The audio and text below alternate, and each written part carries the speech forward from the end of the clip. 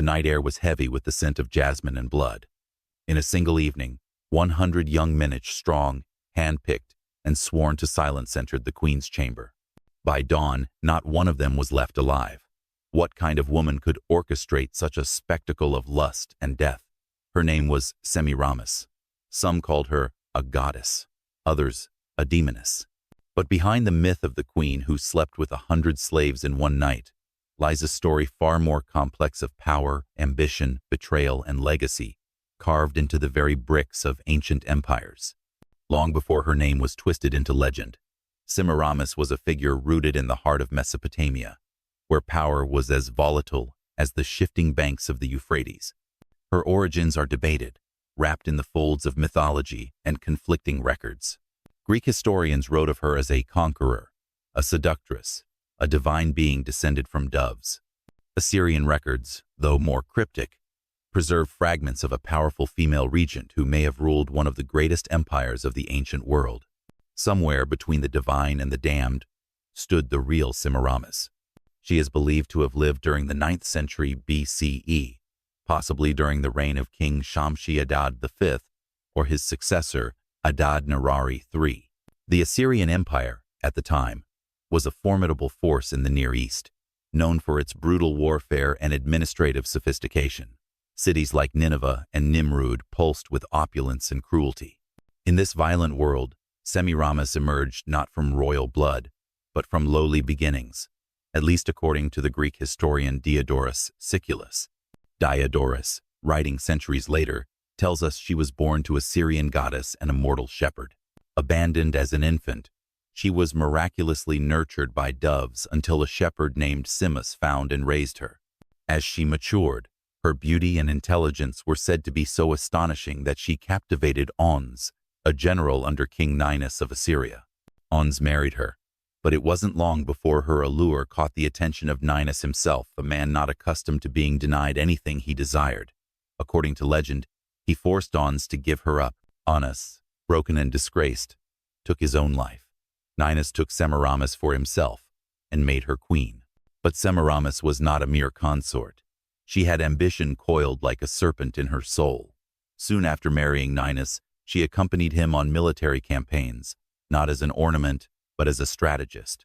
One of her most famous exploits, according to Diodorus, was during the siege of Bactra, a crucial city in present-day Afghanistan. The story goes that when the siege stalled, Semiramis disguised herself as a soldier, scaled the walls, and opened the gates from within. Whether fact or myth, her legend only grew. Then came her most dramatic rise to power. When King Ninus died, some say in battle. Others whisper that Semiramis had a hand in his death. She seized the throne for herself. In a society that viewed women as inferior, Semiramis did the unthinkable. She declared herself ruler of the Assyrian Empire. To mask the audacity of a female monarch, she told the people that her son, Ninus, was too young to rule and that she would govern in his name. In truth, she ruled alone. The reign of Semiramis, shrouded in contradictory accounts, is said to have been marked by both monumental achievements and unquenchable desire. She ordered the construction of massive public works gardens, aqueducts, and temples. Some historians speculate that the Hanging Gardens of Babylon, traditionally attributed to Nebuchadnezzar II, might have had roots in earlier Assyrian architecture, possibly linked to Semiramis. Her influence stretched far and wide. She led expeditions into Egypt, Ethiopia, and even India. Whether these accounts are inflated by legend or grounded in kernels of truth, they speak to how deeply her image embedded itself into the ancient imagination. Yet beneath the grandeur of her reign, there were whispers of midnight rituals, of men entering her chambers, never to return, of lust used as power and sex as domination. The most chilling of these stories, and the one that would forever brand her name in infamy, was the tale of the 100 lovers. According to ancient lore, Semiramis, insatiable in her desires, summoned 100 of the most handsome slaves in her court. Each was given wine, perfumed oils, and a final command: to please their queen in the fullness of the night. And one by one they did. But by morning, not one lived to speak of it. Some were strangled. Others were bled dry or poisoned. The queen's lust, it seemed, was matched only by her coldness. Historians today are divided on whether this tale reflects fact, symbolic myth, or pure misogynistic exaggeration. In ancient narratives particularly, Greek, once powerful women were often demonized, their sexuality weaponized to justify their dominance in male-dominated records. Was Semiramis truly a murderess of lovers? Or did centuries of male historians simply seek to turn her power into depravity? Regardless, the tale stuck. Semiramis became a cautionary legend, the queen who ruled like a man, who built empires and broke bodies. But to understand her fully, one must go beyond the chamber of death and into the darker, more human corridors of her life. The betrayals, the fears, the political games, and the emotional cost of wielding absolute power in a world not made for women to rule. Semiramis did not merely sit upon the throne, she wielded it like a blade. After the death of King Ninus, the newly widowed queen declared her son Ninus unfit to rule, claiming the regency for herself. But there was no regency. There was only rule, absolute and unchallenged. In the male-dominated, iron-willed court of Assyria, this was an act of sheer defiance. Yet few dared to oppose her. Some say it was because of her beauty. Others whisper it was because of her cunning. The truth may be far simpler. Semiramis knew how to rule through fear, spectacle, and vision. Her first acts as sovereign were not of indulgence, but ambition. She began with the capital city. Under her orders, Nineveh was transformed into one of the greatest cities of the ancient world. She expanded its walls, built new palaces, and established temples that gleamed with gold and lapis lazuli. Roads were carved into the wilderness, and aqueducts brought water to regions long considered dry and cursed. Her hand was everywhere in governance, architecture, and war. And war came swiftly. The Assyrian Empire had long been an entity forged in conquest. Its might rested not only in soldiers, but in a deeply structured war machine. Semiramis understood this well. She donned armor crafted for a king and led her armies with ruthless resolve. Her military campaigns carried her across the Middle East. She subdued rebellious governors, crushed uprisings in the north, and according to Greek sources, even marched into Egypt and Libya. These campaigns, while perhaps exaggerated in scale by her biographers, reflect a deeper truth. Semiramis did not merely inherit an empire, she made it grow. Her most legendary campaign, however, was one that bordered on myth. According to Diodorus Siculus and other Greek chroniclers, Semiramis led an audacious military expedition into India, then known only through fables and traders' tales. No Assyrian monarch had dared attempt such a campaign. With an army said to number over 1 million men, elephants, and thousands of cavalry, she crossed deserts and rivers, seeking to conquer the distant and mysterious East. But the Indian king, Stabrobates, was ready. He unleashed war elephants in numbers the Assyrians had never encountered, turning the tide against her. The campaign failed, and Semiramis retreated with heavy losses. Yet her return to Assyria was not seen as disgraceful. In fact, it only added to her legend. A queen who dared to defy the limits of the known world, who, unlike her male predecessors, dared to lose in order to learn. The people did not revolt. Her court remained loyal, albeit uneasy. Her myth grew. But no legend is without its shadows. Even as she expanded her empire and solidified her power, enemies gathered. The high priests, who had tolerated her reign so long as she paid homage to the gods, began to whisper about divine retribution. Noble families resented being ruled by a woman, and within her own household, something darker stirred. Her son, Ninus, once the child used to justify her rule, was now grown. The boy who had watched his mother command armies and rule without counsel had matured into a man ambitious, quiet, and resentful. According to some sources, Semiramis had grown increasingly possessive of power, delaying her abdication year after year.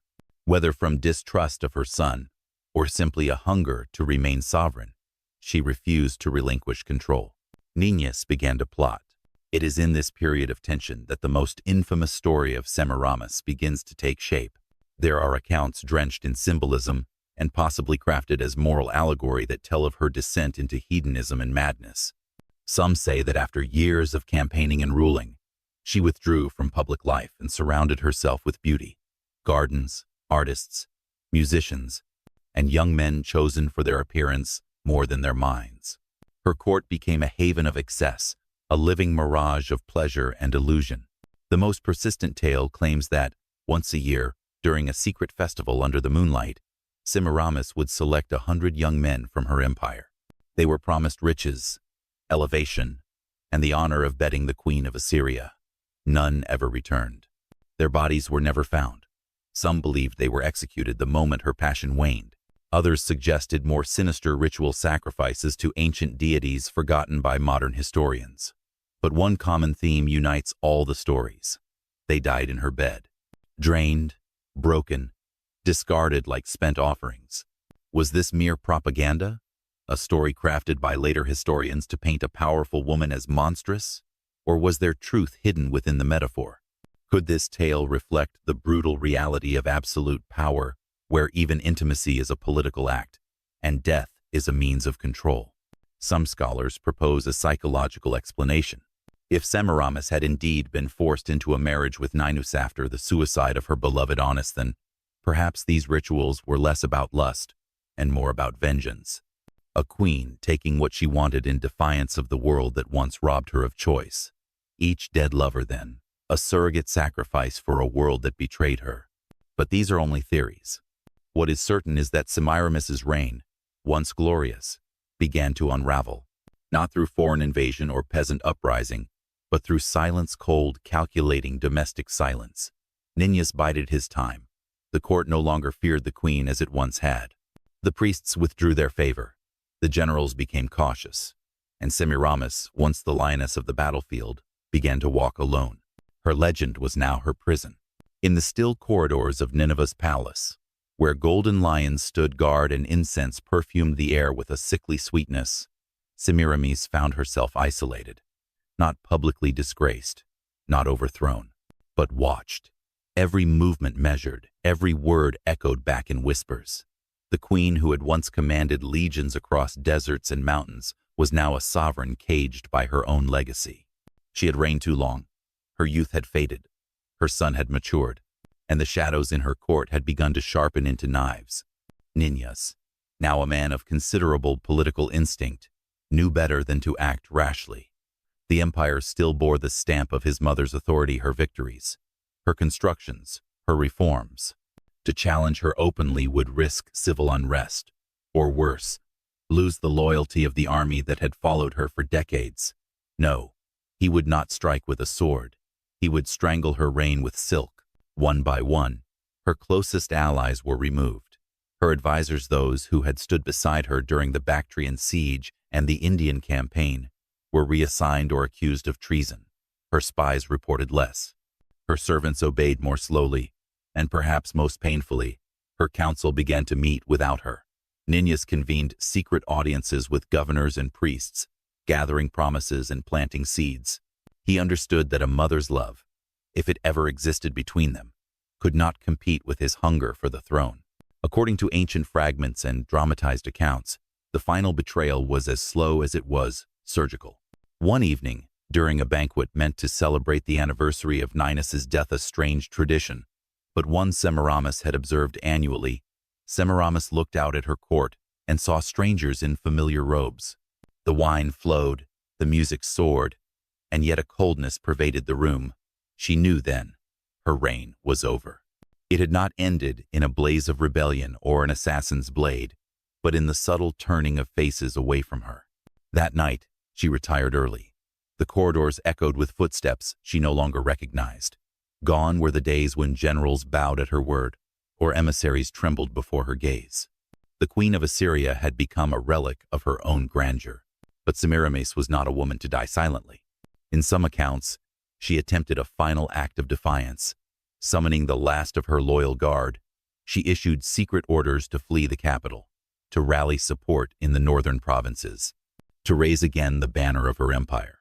But by then, her network had collapsed. The message never left the city. The couriers were intercepted. The guards were bribed. And then came the accusation. Incest.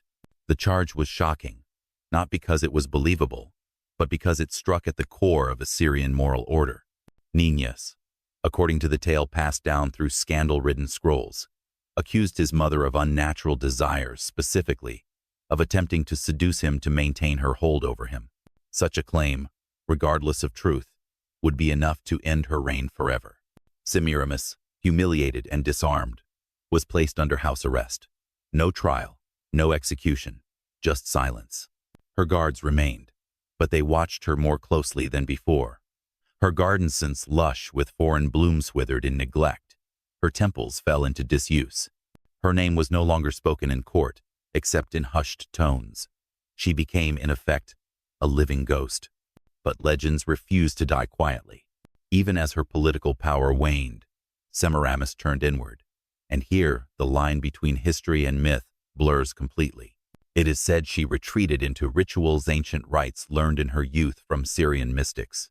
She fasted for days, spoke to doves as though they were divine messengers, and wandered her empty halls draped in white, as if mourning herself. Some claimed she was mad. Others believed she was communing with the gods. A few whispered that she was preparing for something darker. Then came the night of the 100. Was it real? Was it symbolic? Was it a final act of rebellion? The sources diverge, but the legend remains. 100 young men, some say slaves, others say temple servants, were summoned to the palace. They were promised gifts, honors, and the touch of a goddess. One by one, they entered her chamber, perfumed, anointed, seduced, and one by one, they disappeared. By morning, only Semiramis remained, cloaked in crimson, silent as the grave. Her attendants refused to speak of what had occurred. Her guards were replaced. The story spread like wildfire across the empire. She was called witch, succubus, vampire queen. But in truth, this may have been Semiramis's final calculated message. If I must fall, I will do so wrapped in legend. Let them fear me, even in disgrace. Let my name taste of blood and moonlight. Shortly thereafter, she vanished from the records. Some say Ninya's ordered her secret execution. Others believe she took her own life. A few romanticize her, escape fleeing the empire disguised as a commoner, destined to roam distant lands under another name. But history is silent on her true end. And perhaps that is precisely what she wanted. A queen reduced to a myth carved into marble, inked into scrolls, whispered in the dark by those who feared female power more than foreign invasion. For in that final night, whether imagined or real, Semiramis had done something extraordinary. She took control of her own ending. And so, the queen who had defied gods, kings, and time died as she had lived, unbent, defiant, and cloaked in mystery. The empire she built did not collapse overnight. The Assyrian heartland remained intact, its infrastructure unmarred, its armies disciplined, and its territories vast. Yet something had changed. The fire that had animated Assyria's golden age dimmed the moment Semiramis disappeared. Her absence left a void not only of leadership but of imagination. For all the fear she inspired, for all the scandal her name would later carry, Semiramis had given the empire vision. She had ruled not merely with sword and decree, but with ambition, constructing roads where none dared to go, temples that reached the skies, and campaigns that expanded the known world. Ninyas ascended the throne shortly thereafter, but where his mother had been bold, he was cautious.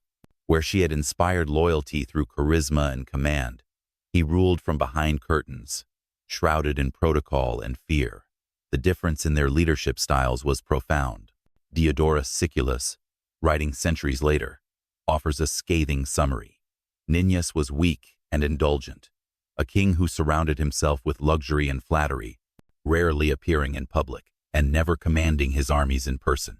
Some historians believe that Ninyas represented a regressiona retreat into the rigid patriarchal models of leadership that viewed Semiramis's reign as a dangerous anomaly. He dismantled many of her reforms, reassigned her officials, and distanced himself from her monuments. Her name was struck from certain records, her images defaced or reinterpreted. What had once been symbols of her reign were gradually rebranded as mere Assyrian achievements, glorious, yes, but impersonal. And so, the memory of Semiramis began to be rewritten. But legends have a way of outlasting propaganda. The Greeks, who centuries later would clash with the remnants of the Persian Empire and inherit much of the Near East's cultural legacy, were particularly fascinated by her story. To them, Semiramis was no longer a queen, she was a mythological archetype, a sorceress, a demigoddess, a woman who transcended her station and dared to rule a world that feared her power. Her name began appearing in strange places. In Herodotus's writings, she is alluded to as a figure of ancient greatness. In Ctesias's fanciful histories, she is the conqueror of India, builder of Babylon, mistress of deception. The Babylonian historian Berossus would later paint her as a corrupting figure, full of sin and lust, to contrast with more virtuous male rulers. Each retelling twisted her into a different mirror, a reflection of the fears, values, and prejudices of the time. Even Christian writers would later seize upon her as a symbol of sign, especially in connection to Babylon. In the Book of Revelation, the whore of Babylon is never named, but some medieval theologians associated her with Semiramis. After all, who better to embody ultimate decadence than a queen said to have killed 100 lovers in a single night? Whether fair or not, her story became inseparable from moral allegory.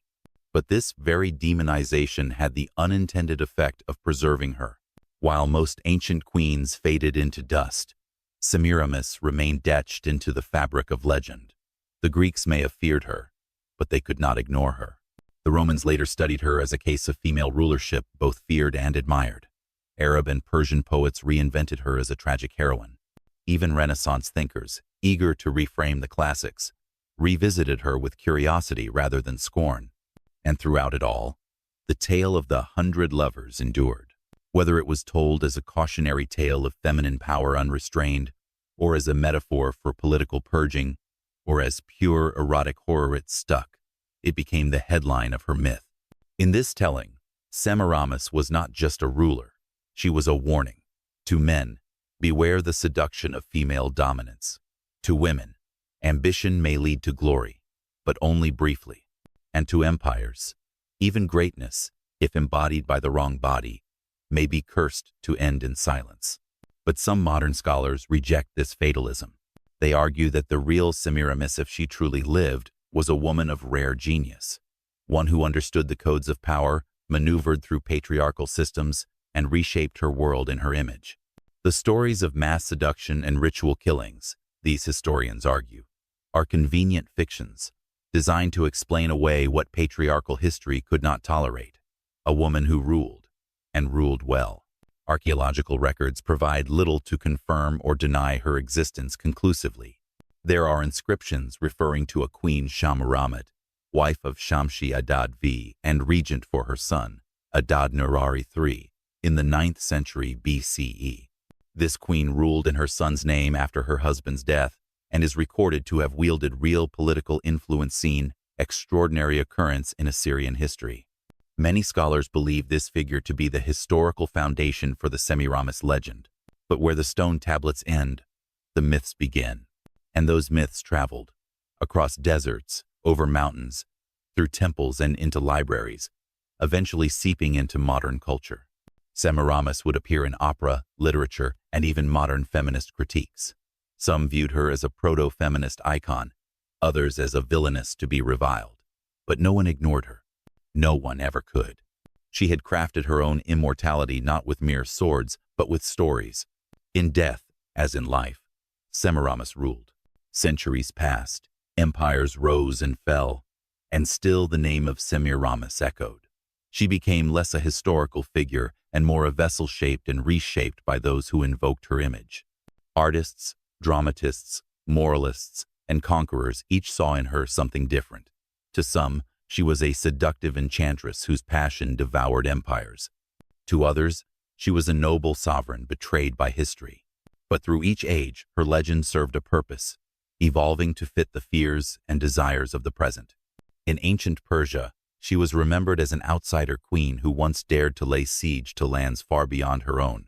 Persian chroniclers often blended her story with that of Zoroastrian demoness figures who embodied chaos, seduction, and death. Yet even as they vilified her, they could not deny her cunning. Semiramis, in their texts, is a dark mirror of the ideal king, brilliant, ruthless, and dangerously free. By the time the Hellenistic era dawned, her story had taken a new twist. Greek historians, fascinated by the Orient, adapted her tale into their wider narrative of East versus West. Diodorus Siculus wrote with admiration of her conquests and marvels, attributing impossible feats to her name: the construction of Babylon's walls, the engineering of canals, the establishment of trade across regions that no woman, indeed, no mortal, was thought to have dared. She was, in their eyes, half myth, half mage. The power she wielded terrified and enthralled them. This dichotomy continued into Roman times.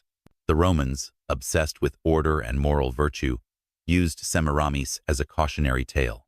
In the writings of Pliny and later commentators, she became a foil for Roman matranza woman, who gave in to carnal appetite, who ruled not with law but with lust.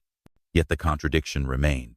She had still ruled, still built, still conquered. The dissonance between her achievements and her portrayal exposed a deeper societal fear of a woman who needed no man to wield absolute power. During the rise of Christianity, this fear crystallized into dogma. As Christian theology sought to define feminine virtue through chastity, humility, and silence, Semiramis became a figure of ultimate corruption. Medieval writers, lacking solid historical sources, freely embellished her tale. She was accused of not only killing her lovers, but also engaging in incest, bestiality, and sorcery. One infamous tale, written centuries after her death, claimed that she transformed into a dove and flew to the heavens, fleeing divine punishment. Others insisted she was the prototype for the whore of Babylonia figure of apocalyptic damnation in Christian eschatology.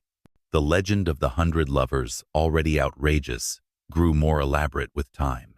In some medieval retellings, the event was not a single night, but a yearly ritual. Each spring, Semiramis would command a selection of young men warriors, nobles, even poets to be brought to her bed. Their bodies were disposed of in the Tigris, their names erased from memory. These tales painted her as a succubus queen, a divine punishment disguised as beauty. And yet, amidst the condemnations, glimmers of admiration still survived. In Renaissance Europe, where curiosity about classical history revived interest in figures like Semiramis, scholars began to question the old narratives. Italian playwrights and French poets presented her as a tragic figure, intelligent, commanding, but ultimately doomed by the world's refusal to accept her strength. In operas and paintings, she was portrayed standing alone atop walls of marble, her face unreadable, her empire burning behind her. The Enlightenment, with its obsession for rationality and skepticism, did little to restore her reputation. Voltaire referenced her sarcastically as proof that even tyrants can wear perfume. Yet even he could not ignore her enduring place in the Western imagination. By the 19th century, Semiramis had become a fixture in art and literature. Gustave Flaubert described her decadence in florid prose, and painters like Giambattista Tiepolo imagined her surrounded by peacocks, silks, and shadows. It is here, during the Victorian era, that a curious tension emerged. While many authors condemned her as a harlot queen, there were those, particularly early feminists, who began to reclaim her. They saw through the layers of male-authored vitriol and recognized a pattern familiar to any powerful woman in history.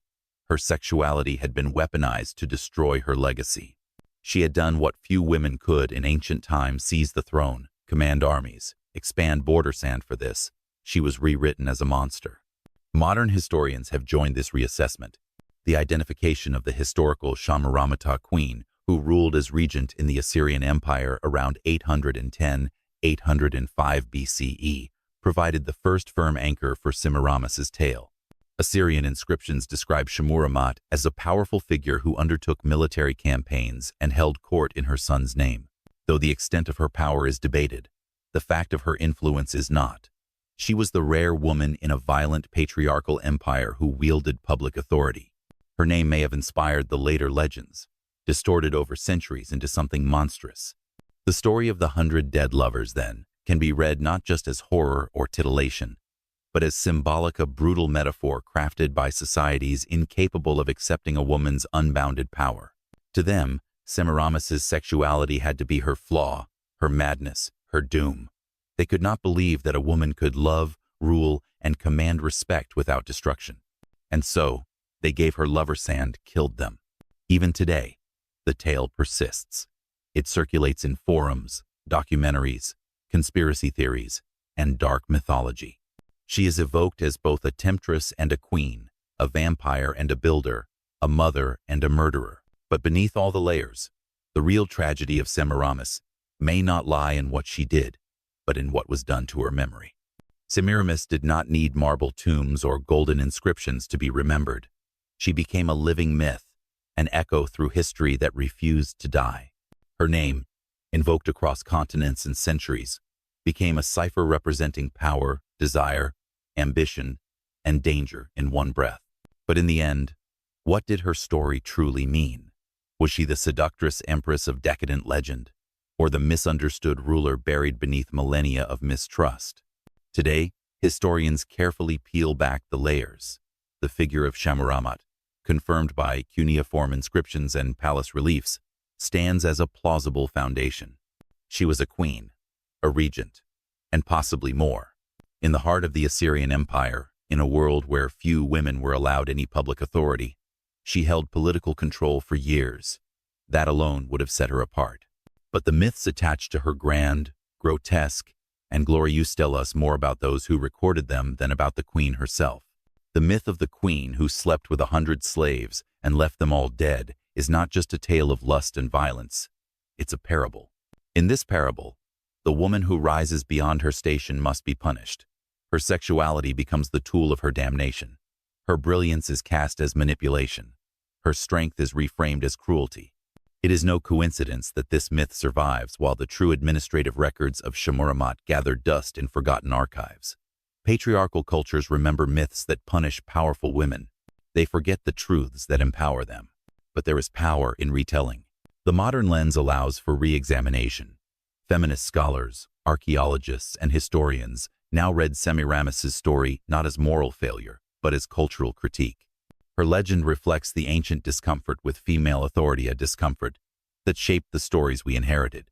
In literature, she now joins the ranks of Cleopatra, Wu Zetian, Catherine the Great, women whose power outlived their bodies and was rewritten through the fears of men. And yet, Semiramis is distinct. She did not inherit an empire. She seized it. She did not merely survive palace intrigue. She led armies and reshaped geography. She did not fade into passive legend. Her name was engraved in Babylonian walls, in Greek scrolls, in Roman oration, in Christian apocalypse. Her mythos bridged East and West, antiquity and modernity. She is cited in everything from Dante's Inferno to 19th-century French theater. Even her supposed architectural feats like the walls of Babylon or the Hanging Gardens are debated as possibly being misattributed from her era. Such confusion only deepens her enigma. This enigma, however, is more than mystery. It's legacy. Semiramis' story challenges us to ask how history is constructed. Who decides which deeds are noble and which are sinful? Who shapes the narrative of power? And why, even today, does the image of a woman in command still provoke discomfort, suspicion, and fantasy? As we reflect on the myth of the 100 lovers, the ultimate tale of Semiramis' depravity or dominance, it becomes clear that its endurance is less about truth than about storytelling. It survives not because it is verified, but because it satisfies a deep archetypal hunger, the need to caution, to eroticize, to punish the woman who steps outside the lines. But there is another way to view the tale. What if those 100 lovers were never real men, but symbols? What if each represented a city conquered, a rival silenced, a tradition broken, a ceiling shattered? What if that fabled night was not an orgy, but a metaphor for the total, unrelenting, unapologetic nature of Semiramis' rule? In that light, the story becomes one of awe, not horror. The woman who dared to claim what no man thought she should have, and who paid the price not in blood, but in slander. In reclaiming Semiramis, we do not erase her legend, we refine it. We trace its origins, respect its power, and challenge its distortions. We find strength not only in what she did, but in how she survived through centuries of scorn, censorship, and sanctimony to become a myth too powerful to erase. Today, her statues are few. Her palaces lie in ruins. Her inscriptions are fragmentary, but her story endures in whispers, in books, in pixels, in dreams. She is the queen who slept with 100 men, if only in the minds of those who could not comprehend her. She is the ruler who built cities and crossed mountains. She is the woman who became a god, then a devil, then a question. And she leaves us with this. When history calls a woman monstrous, what is it really trying to bury? Semiramis reminds us that the line between history and myth is thinner than we think and often drawn by the victors. Her tale, as disturbing as it is fascinating, invites us to reflect on the cost of power, the weaponization of gender, and the enduring power of stories to either uplift or condemn. So tell us, was Semiramis a demon in silk or a genius in bronze? Let us know your thoughts below. And if you want more lost legends of Queen's history tried to erase, subscribe, like, and stay curious.